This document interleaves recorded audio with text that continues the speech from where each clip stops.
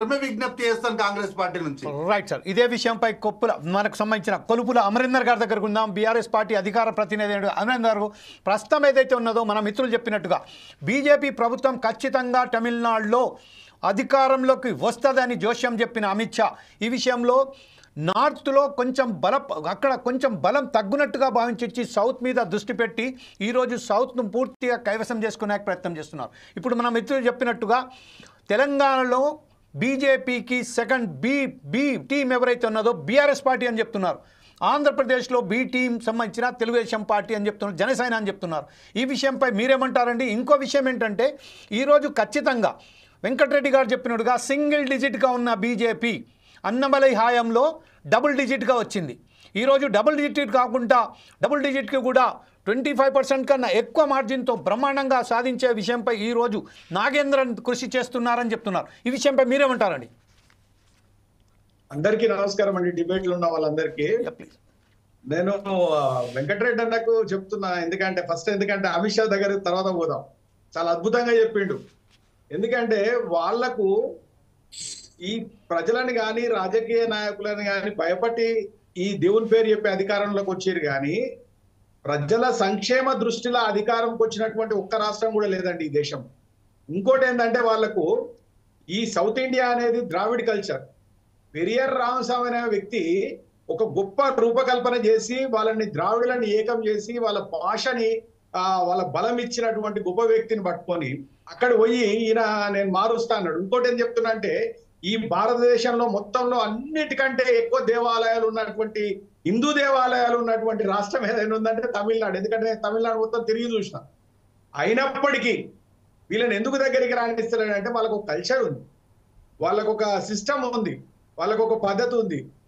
వీళ్ళు పోయి మేము చేస్తామంటే వీళ్ళు రెండు విధాలుగా చేస్తారు జమీల్ భాయ్ గారు. ఎందుకంటే వీళ్ళు సమర్థులే, నేను ఒప్పుకుంటా. ఎందుకంటే ఇవాళ ఆంధ్రప్రదేశ్ లో కూడా ఈ రాజకీయాల మార్పు చెందిందంటే ఏదో కూటమి చెందింది, లేకపోతే జనసేన వచ్చింది, చంద్రబాబు నాయుడు వచ్చింది, అదే దుర్మార్గం ఇది కాదు.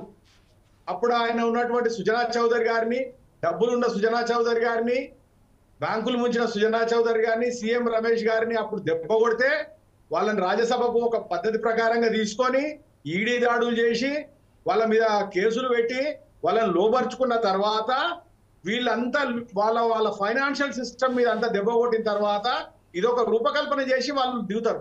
సేమ్ అదే విధంగా ఇప్పుడు కూడా ద్రావిడ్ కల్చర్ ఉన్నటువంటి దీని మీద కూడా ఒక ఫోకస్ చేద్దామనే ఆలోచన చేసింది. మనకంటే నేను చెప్తున్న తెలంగాణ ఆంధ్రప్రదేశ్ కంటే కూడా వాళ్ళు భాష మీద కానీ వాళ్ళ యొక్క రాష్ట్రం మీద కానీ వాళ్ళ మీద కానీ ఎక్కడ ఏ మారపాటు ఉండరు వాళ్ళు. ఎందుకంటే ఈ భారతదేశం మొత్తం హిందీ మాట్లాడాలన్నప్పుడే వాళ్ళు వ్యతిరేకించినటువంటి వాళ్ళు ఈ దేశంలో ఎక్కడ వ్యతిరేకించలేదు. వాళ్ళకి చాలా ఆత్మాభిమానం ఉన్నటువంటి వ్యక్తులు వాళ్ళు తమిళనాడు వాళ్ళు.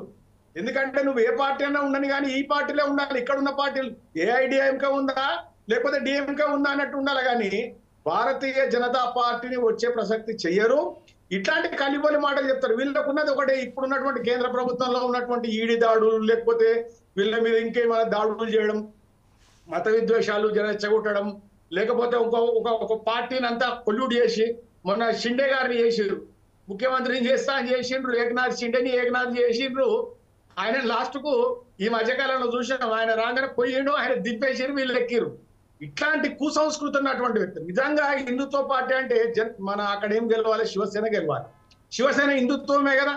మళ్ళీ ఆ పార్టీని తొక్కి వీళ్ళు అసలు మొట్టమొదటగా హిందుత్వం మీద ఏర్పడ్డ పార్టీ ఏదైనా ఉందంటే ఈ దేశంలో ఉందంటే అంటే ఓన్లీ శివసేన.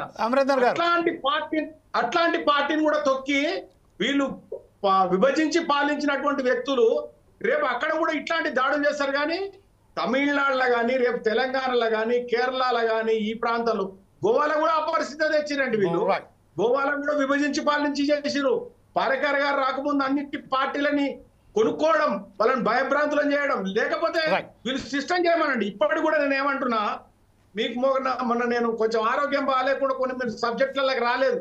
కానీ ఈ కగారు విషయంలో కూడా ఇప్పటి కూడా అమిత్ షా ఏం చెప్తుడు, మేము నక్సలైట్లను నాశనం చేస్తామంటుండు. కానీ అక్కడ గిరిజనులను కాపాడుతాం, ప్రజలను కాపాడుతాం, అక్కడ ఉన్నటువంటి వసతులలో జమీన్ జంగిల్ వాళ్ళకు ఇష్టము వాళ్ళకి ఇచ్చి ఈ నక్సలైట్లు అవసరం లేకుండా చేస్తామని అంటలేదు, కానీ సంపుతాం అంటుండే. ఇట్లాంటి కూచర్యలకు పాల్పడద్దు. అమిత్ షా గారు ఎన్ని మాటలు మాట్లాడినా గానీ ఈ రాజ్యం చేతులున్నంత సేపు ఉండొచ్చు నీ చేతుల, కానీ Right. అది ఎక్కువ తక్కువ అయినప్పుడు ప్రజలు తిరుగుబాటు చేస్తారు. Right. అది ఇక్కడ నుంచి కాదు, మళ్ళీ నువ్వు నార్త్ ఇండియాలో కూడా ఈ పరిస్థితులను తీసుకొచ్చే పరిస్థితులు వస్తాయి. అమరేందర్ గారు ఓకే.